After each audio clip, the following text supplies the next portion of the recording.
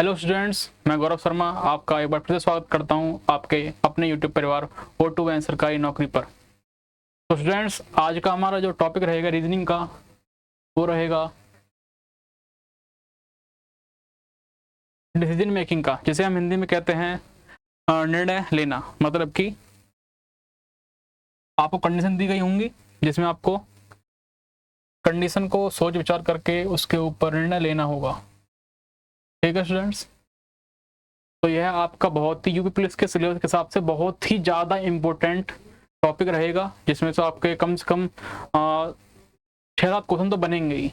और पिछले जो आपका पेपर कैंसिल हो गया था उसमें भी आपके कम से कम 5 क्वेश्चन जरूर बने ही थे। तो क्वेश्चन आपके बहुत इजी रहेंगे, अगर आप समझेंगे उनको धीरे धीरे तो आपको क्वेश्चन बहुत आसानी से सॉल्व कर पाएंगे। ठीक है स्टूडेंट्स, तो बात करें हम क्वेश्चन का टाइप कैसा होगा, क्वेश्चन किस तरह से आपको क्वेश्चन मिलेंगे।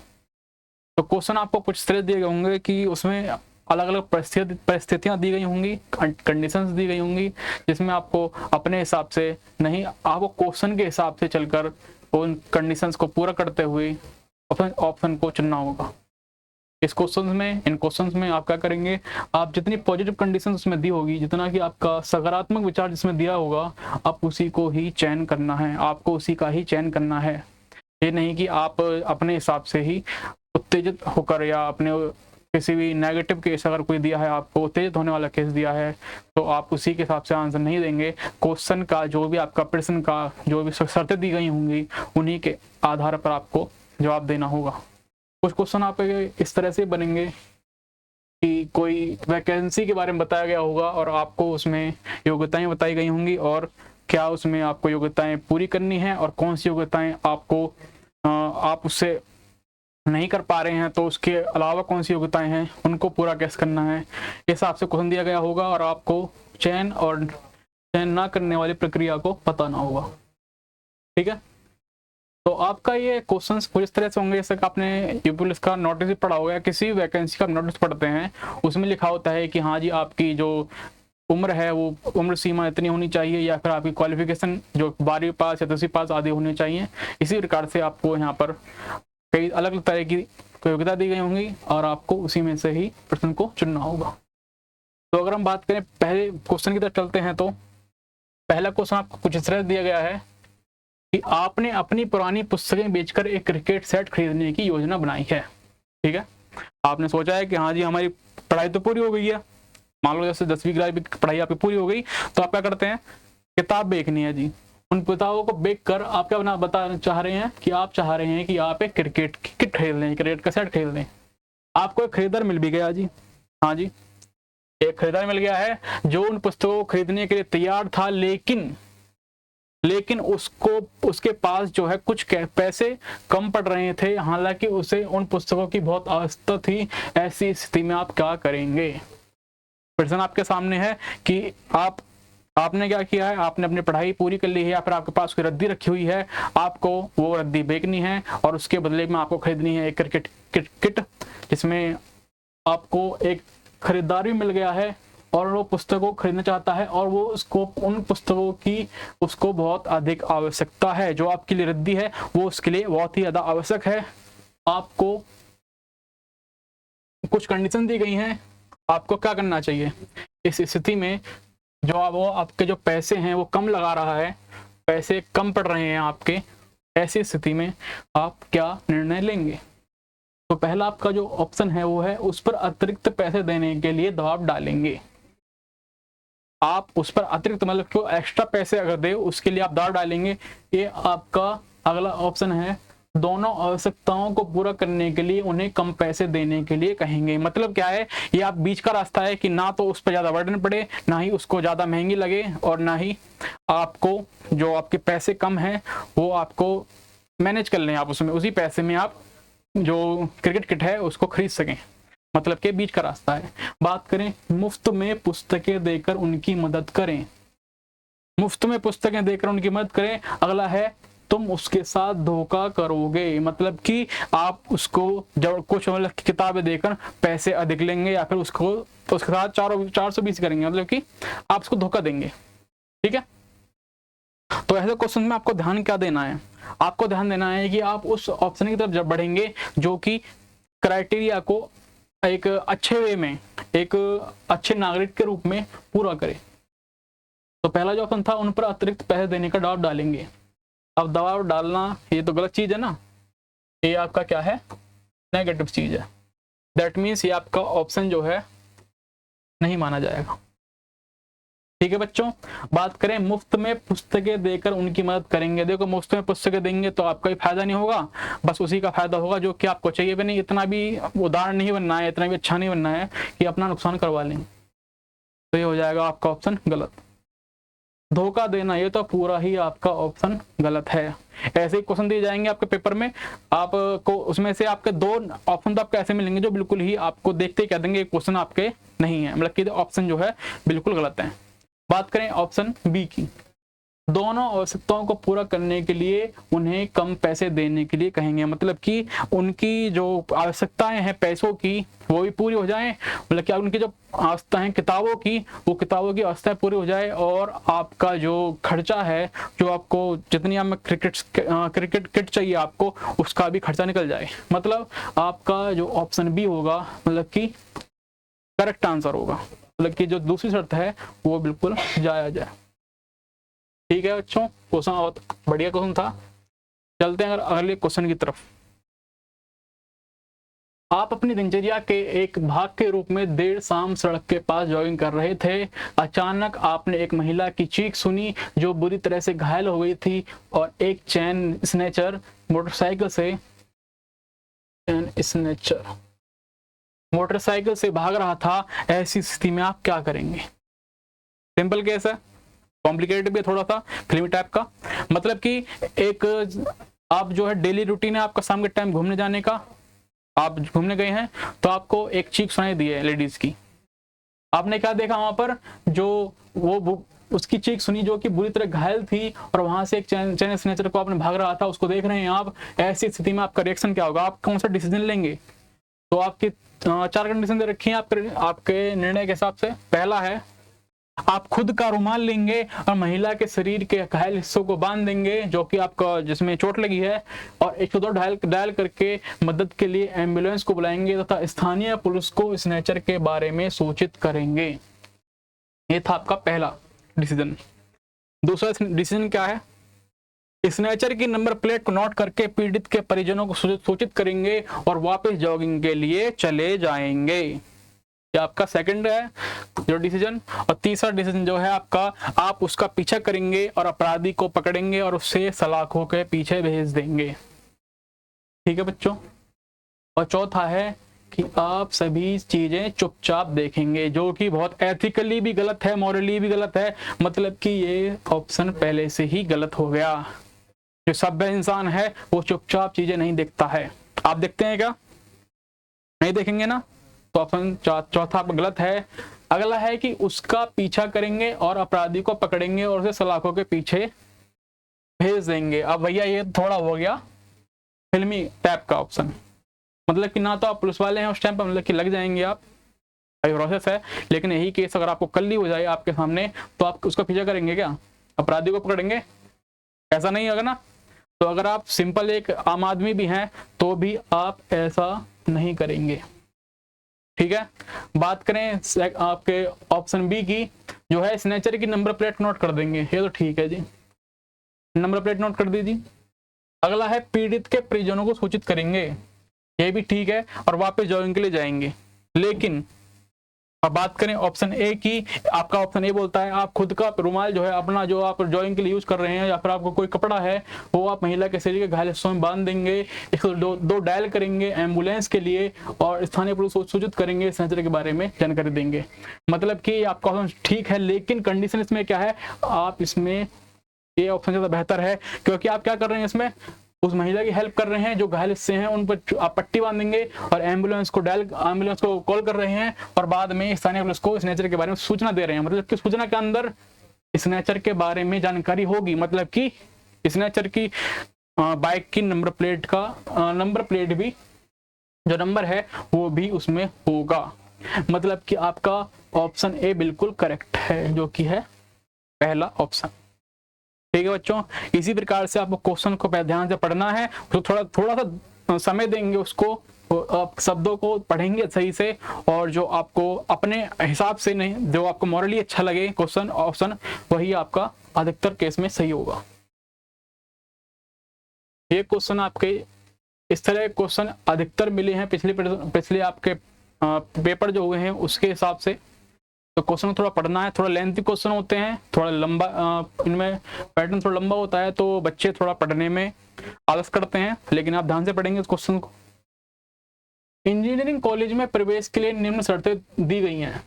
एक इंजीनियरिंग कॉलेज है, उसमें एडमिशन लेने के लिए शर्तें दे रखी हैं कि छात्र को क्या क्या कंडीशन होनी चाहिए, क्या क्या उसकी आपको क्या क्या योग्यताएं उसमें होनी चाहिए।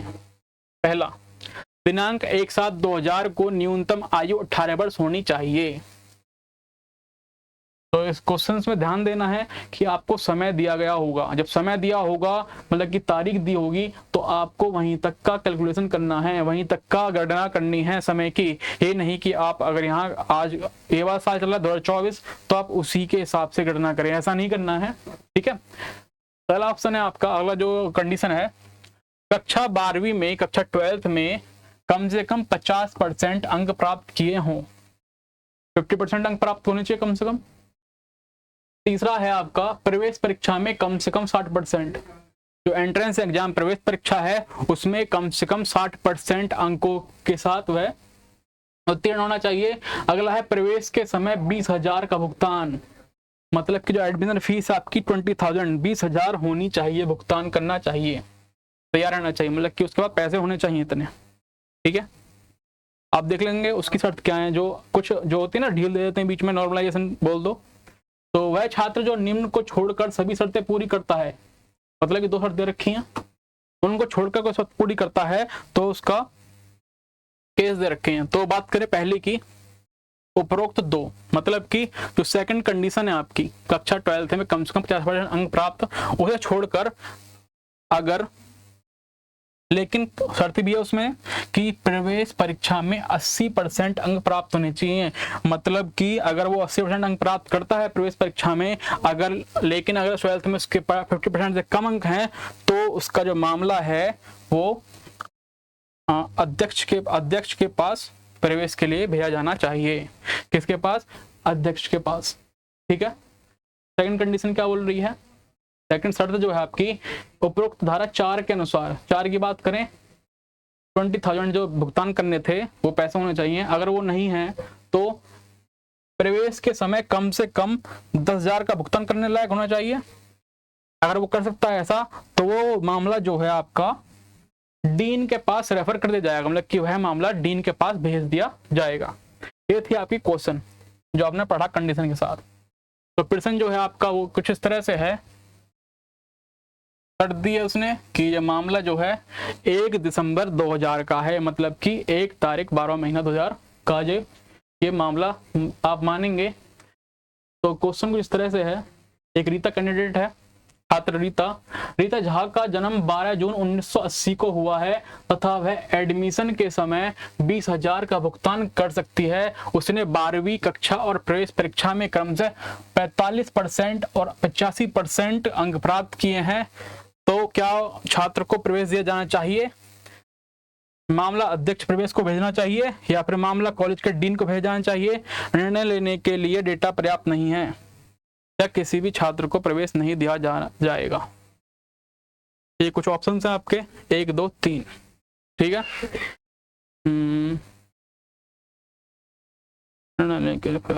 अच्छा, ये ऑप्शन मर्ज हो गए हैं आपके, ध्यान देंगे यहाँ पर।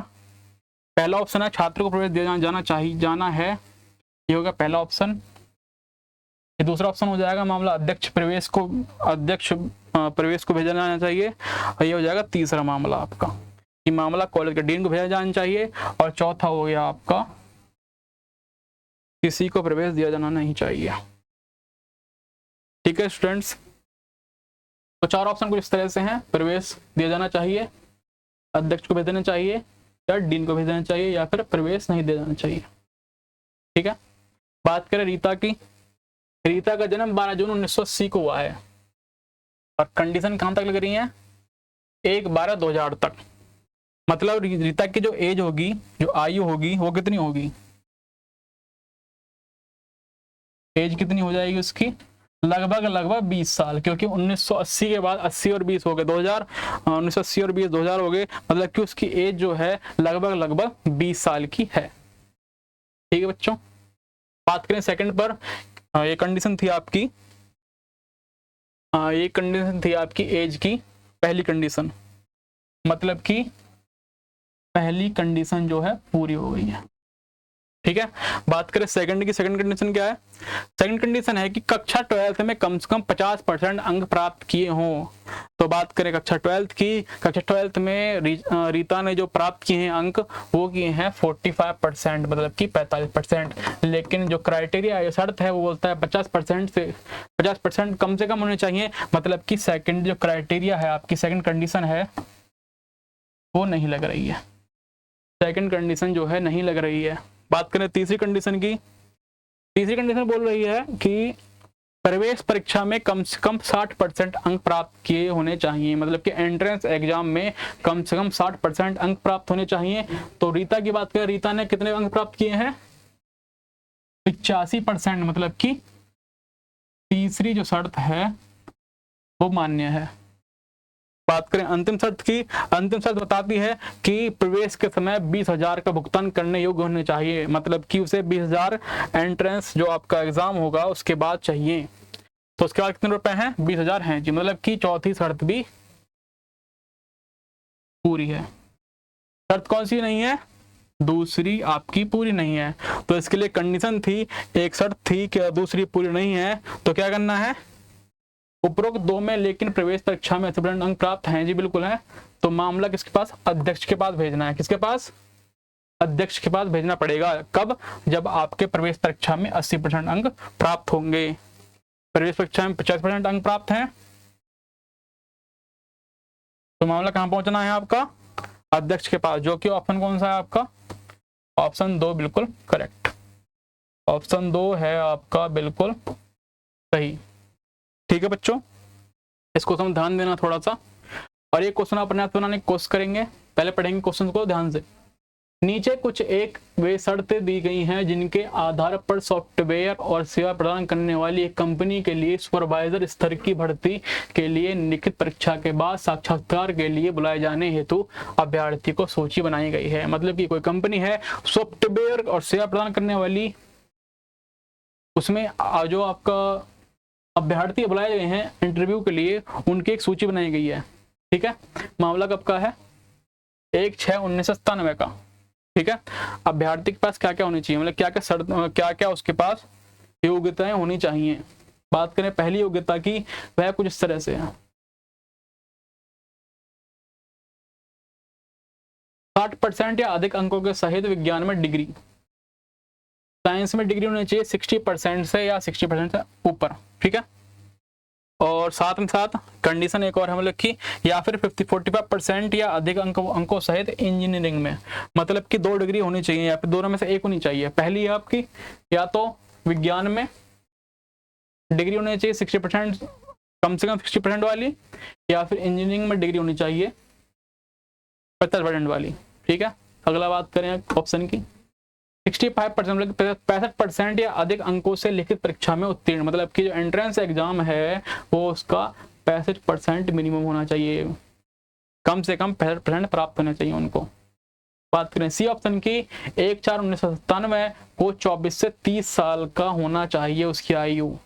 ठीक है, और डी है, उसको कंपनी में न्यूनतम 3 वर्ष का अनुभव, 3 साल का एक्सपीरियंस मांग रहा है कम से कम। ठीक है बच्चों, ऑप्शन डी बोल रहा है उसको कंपनी में न्यूनतम 3 वर्ष का, और ई बोल रहा है कि इस समय 8,000 रुपए मासिक या ऊपर वेतन पा रहा हो, कम से कम सैलरी उसकी कितनी होनी चाहिए, 8,000 रुपीज मंथ, मतलब कि 8,000 रुपए महीना।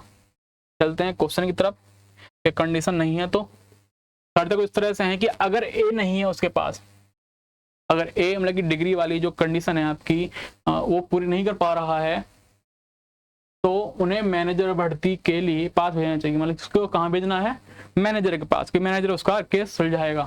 नंबर 2, अगर बी कंडीशन पूरी नहीं कर रहा है वो, तो उसे क्या, तो एमएससी या फिर इंजीनियरिंग में 75% मतलब 75% ज्यादा नंबर होने चाहिए उसके, अगर वो बी कंडीशन पूरी नहीं कर पा रहा है तो उसके पास कम से कम 75% ज़्यादा अंक मिलते हो तो उसका मामला AGM के पास भेजना है। और तीसरा है, यदि सी को नहीं कर पा रहा है तो जनरल मैनेजर को पास, किसके पास, GM के पास भेजना है। ठीक है, शर्तें पूरी हो गई। तो इसमें ऑप्शन दे रखे हैं, आंकड़े अधूरे, साक्षात्कार, साक्षात्कार को बुला लें और GM के पास भेजें, AGM के पास। क्वेश्चन की बात करें, क्वेश्चन ये रहा। ठीक है, सुमन ने इंजीनियरिंग में 40% अंकों के साथ डिग्री प्राप्त की है। तो इंजीनियरिंग में कितने मिले हैं, 40% मिले हैं जी। इंजीनियरिंग मिले हैं 40% और 7 वर्षों से एक दवाई कंपनी में काम कर रही है। तो एक्सपीरियंस बता लें, मतलब कि अनुभव कितना है, अनुभव कितना है, 7 वर्ष का, 7 साल का अनुभव है। ठीक है, अनुभव। बात चलें अगली तरफ। तो उन्होंने लिखित परीक्षा में 65% अंक प्राप्त किए हुए हैं, मतलब कि जो एंट्रेंस एग्जाम है, जो लिखित परीक्षा है उसमें मिले हैं उसको 65% अंक। ठीक है बच्चों, और आगे अगर बात करें कि उसकी जो आयु है 1/4/1997 को 29 साल की हो जाएगी, मतलब कि उसकी जो एज है, आयु है, वो 29 है। और उसका वेतन की बात करें, जो मासिक वेतन था उसका,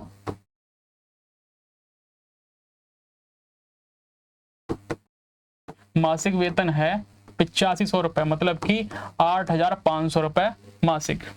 ठीक है, ये 5 आपकी क्राइटेरिया पूरी उसके पास है एलिजिबिलिटी के लिए। देखते हैं कंडीशन क्या बोलती हैं।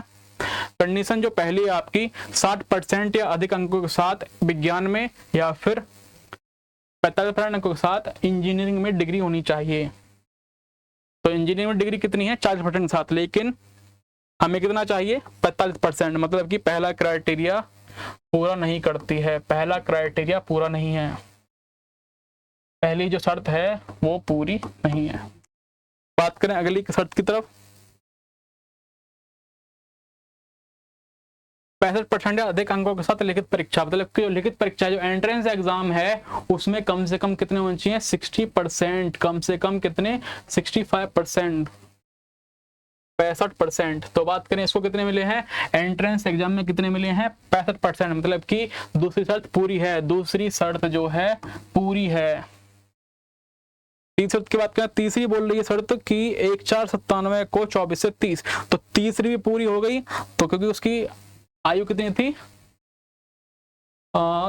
उसकी आयु थी 29, लेकिन हमें क्या होता है यहाँ पर 24 से 30 के बीच है, मतलब कि तीसरी शर्त पूरी है। बात करें चौथी की, उसी कंपनी में न्यूनतम 3 वर्ष का अनुभव, 3 वर्ष का अनुभव, अनुभव कितना है जी, अनुभव तो जी बहुत देर रखा उसने, अनुभव है 7 साल का, मतलब कि ये भी तीसरी पूरी और चौथी पूरी शर्त।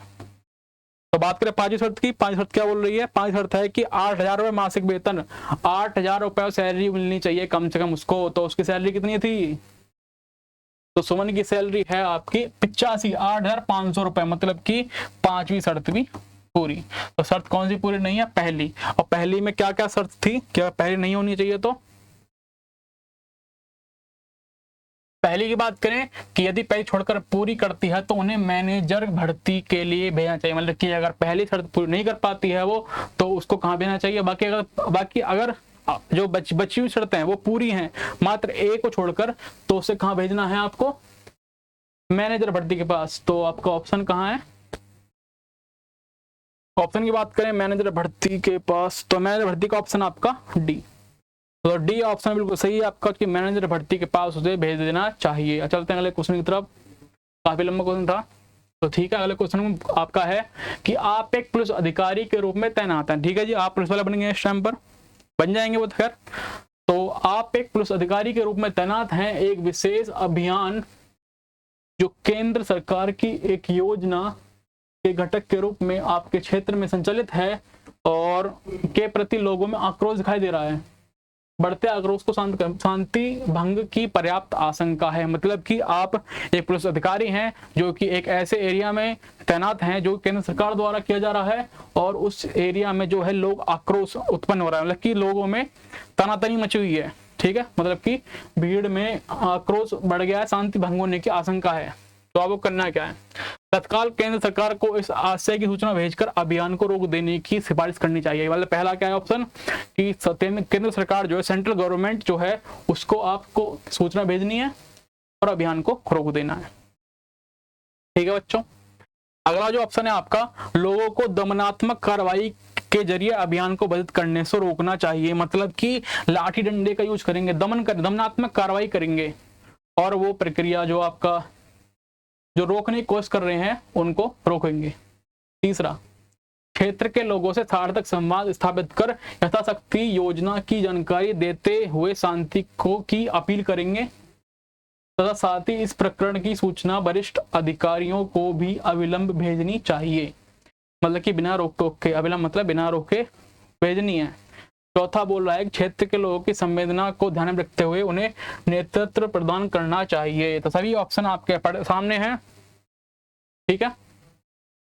तो बात करें ऐसी कंडीशन में, पहला जो है आपका तत्काल कैंसर सूचना करें और अभियान को रोक दें, ये तो पूरी तरह से गलत है, क्योंकि नेगेटिव होगी, ये तो क्या होगी, नकारात्मक हो गई ये तो, क्योंकि आपको अभियान को नहीं रोकना है, ठीक है। बात करें सेकंड की, लोगों को दमनात्मक है, भाई ये तो लाठी डंडा वाली होगी, हिंसा वाली होगी, ये तो हमें कतई करनी नहीं है, ठीक है। दो ऑप्शन बिल्कुल गलत हो गया आपका। बात करें तीसरे की, क्षेत्र के लोगों से सार्थक संवाद स्थापित करो, मतलब कि लोगों से बातचीत करेंगे और यथाशक्ति योजना की जानकारी देते हुए शांति की अपील करनी चाहिए। आप क्या करेंगे, आप लोगों से बातचीत करेंगे, उनसे संपर्क स्थापित करेंगे। संपर्क स्थापित करते समय वो आप उनसे शांति बनाए रखने की अपील करेंगे और प्रकरण की सूचना जो वरिष्ठ आपके अधिकारी हैं उनको बिना देरी के भेजते रहेंगे। मतलब कि आपका ऑप्शन जो है बिल्कुल सही है, नंबर 3। तो नंबर 3 आपका करेक्ट है। अगले क्वेश्चन की बात करें, थोड़ा सा क्वेश्चन थोड़े लेंथी है, टेंशन लो, अगर आप पढ़ेंगे क्वेश्चन के बाद समझेंगे तो आप क्वेश्चन को बहुत आसानी से समझ पाएंगे और कर पाएंगे। एक संगठन में कृषि अधिकारियों की भर्ती के लिए निम्न शर्तें दी गई हैं। कृषि अधिकारी भर्ती निकल गई जी, आपको शर्तें दे रखी हैं कुछ इस तरह से हैं कि पहली शर्त है कम से कम 60% कुल अंकों के साथ कृषि के क्षेत्र में स्नातक, ग्रेजुएशन होनी चाहिए कम से कम 60% अंकों के साथ, किसमें, कृषि के क्षेत्र में, ठीक है।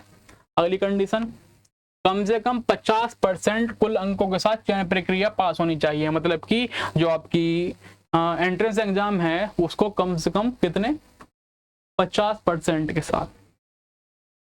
अगला है कि 1 अक्टूबर 2016 को 35 साल की उम्र पूरी कर ली है। मतलब कि उस आवेदक की 2016 तक कितने साल, 35 साल की आयु होनी चाहिए कंप्लीट। एक आवेदक के मामले में जिन्होंने अन्य सभी मानदंडों को पूरा किया है, सिवाय अगर मान लो कि आपने 3 कंडीशन में से कोई एक कंडीशन आपकी पूरी नहीं हो पाती, एक योग्यता आपको पूरी नहीं हो पाती, तो क्या आपको क्राइटेरिया मतलब क्या क्या छूट मिल रही है आपको। पहला है बी को छोड़कर, मतलब कि मान लो आपकी जो चयन प्रक्रिया की परीक्षा थी उसमें आपको 50% अंक नहीं मिले, मान लीजिए आपने पास नहीं कर पाए, तो क्या करना है आपको, लेकिन कृषि के क्षेत्र में स्नातकोत्तर की डिग्री ली है, पहली कंडीशन पूरी होनी चाहिए, तो मामला कहां जाएगा, उपाध्यक्ष के पास जाएगा। मतलब अगर आपका सेकंड कंडीशन जो पूरी नहीं है लेकिन ए पूरी है, तो आपका मामला कहां जाएगा, उपाध्यक्ष के पास जाएगा। नंबर 2 की बात करें, ए को छोड़कर, मतलब कि आपकी एक कंडीशन पूरी नहीं है, मान लो डिग्री में आपके 60% अंक नहीं मिले हैं, तो प्रक्रिया को 60% चयन प्रक्रिया में 60% अंक अधिक अंक हासिल किए हों तो यह मामला मुख्य महाप्रबंधक के पास जाएगा, ठीक है जी। मान लीजिए आपकी पहली कंडीशन पूरी नहीं है ये वाली, तो आपका जो सेकंड कंडीशन है उसमें कम से कम कितने, 60%। देखो जी यहाँ पर क्राइटेरिया बढ़ गया, कम से कम जो एंट्रेंस एग्जाम है उसमें तो 60% आपको मिलनी चाहिए। तो बात करें क्वेश्चन की, क्या है, समीर है जी, समीर एक बीएससी कृषि, जो कृषि से रिलेटेड था, तो उसका बीएससी कृषि में स्नातक है और उसने 50% कुल अंकों के साथ प्रथम श्रेणी में उत्तीर्ण किया है। मतलब कि जो डिग्री थी उसकी बीएससी एग्रीकल्चर में, मतलब कृषि में, वो कितना डिग्री लिया है उसने, कितने परसेंट ने, 50% से डिग्री प्राप्त की उसने। ठीक है, और 11/5/1978 को उसका जन्म हुआ है। 1978 को जन्म हुआ है। हमें कहाँ तक चाहिए, 16 तक। तो 16 और 22 कितना हो गया, 38। हमारी कंडीशन क्या थी, 35 साल, मतलब कि वो क्राइटेरिया को पूरा कर रहा है। ठीक है, उसकी आयु कितनी है,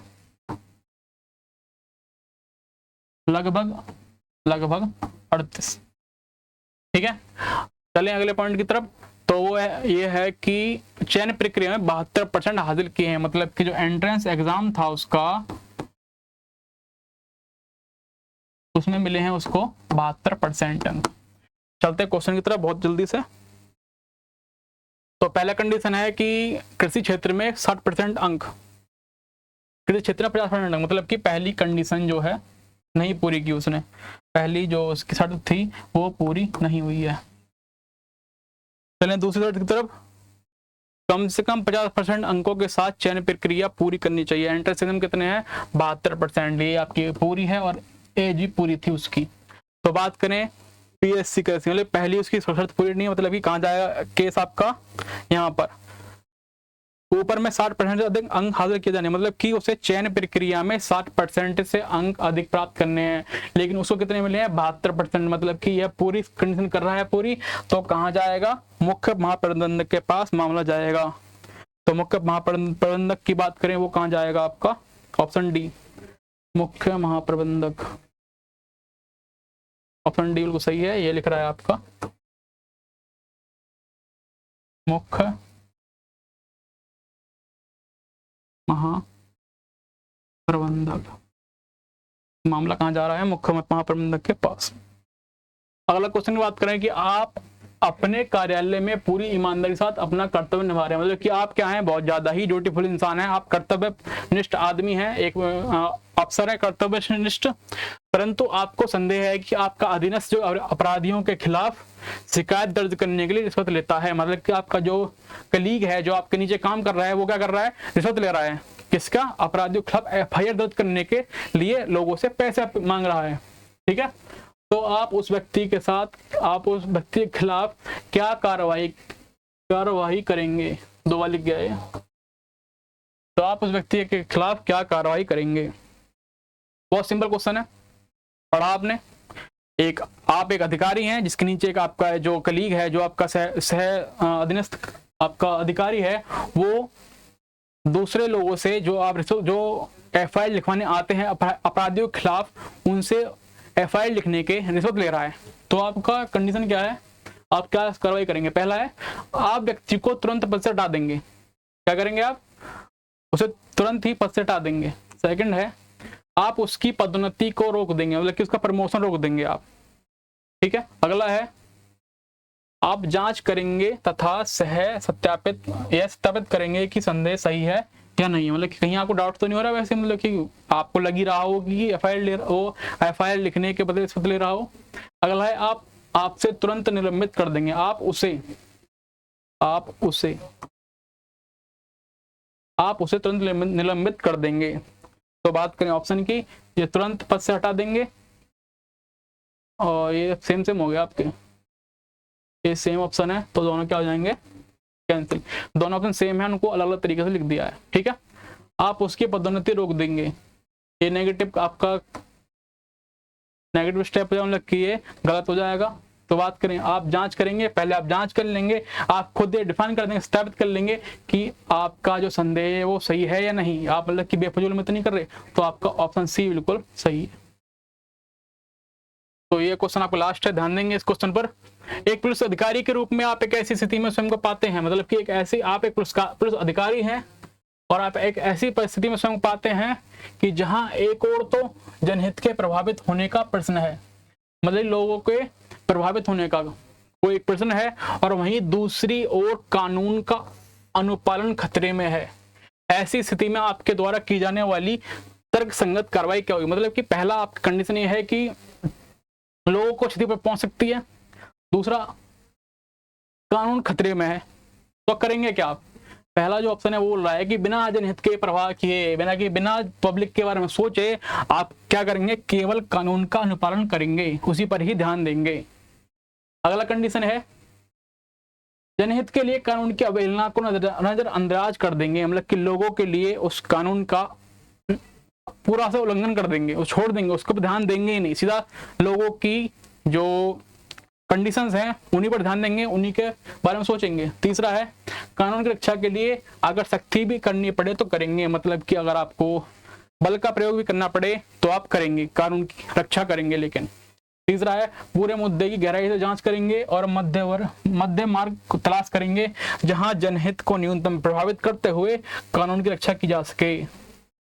ठीक है, तो पहला ऑप्शन की बात करें, केवल कानून का अनुपालन करेंगे बिना जनहित की परवाह किए, मतलब कि लोगों पर ध्यान बिल्कुल नहीं देंगे, जो कि बिल्कुल गलत है, क्योंकि कानून बनाया किसके लिए गया है? जनहित के लिए बनाया गया है, और जनहित को आप नजरअंदाज कर देंगे तो आपका कानून काम नहीं करेगा।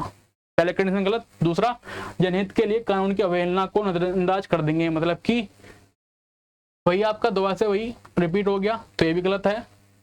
कानून की रक्षा के लिए अगर सख्ती भी करनी पड़ी तो करेंगे, तो वही कानून की अगर रक्षा करने के लिए अगर सख्ती करेंगे तो आप करेंगे, जो कि आपका ये भी आपका नेगेटिव आंसर है, मतलब कि नकारात्मक आंसर है। तो आपका सही ऑप्शन क्या होगा? पूरे मामले की गहनता से जांच करेंगे और एक मध्य मार्ग निकालेंगे जो कि जनहित को न्यूनतम प्रभावित करे और कानून की भी रक्षा हो जाए, मतलब कि लोगों को भी हानि ना पहुंचे और कानून का भी अनुपालन होता रहे। ठीक है बच्चों, ये आज की लास्ट क्वेश्चन था। अगर आपको क्लास थोड़ी अच्छी लगी हो तो लाइक करेंगे, ठीक है, और जो टॉपिक आप समझ में आया है, अगर टॉपिक में कोई थोड़ी सी भी आपको डाउट लग रहा है तो कमेंट करेंगे, और क्लास को लाइक करेंगे, ज़्यादा शेयर करेंगे, और जो आपके चैनल पर नए आए हैं तो सब्सक्राइब करेंगे। और यही आपका मैं क्लास को अंत करता हूँ। तो जय हिंद, जय भारत, थैंक यू।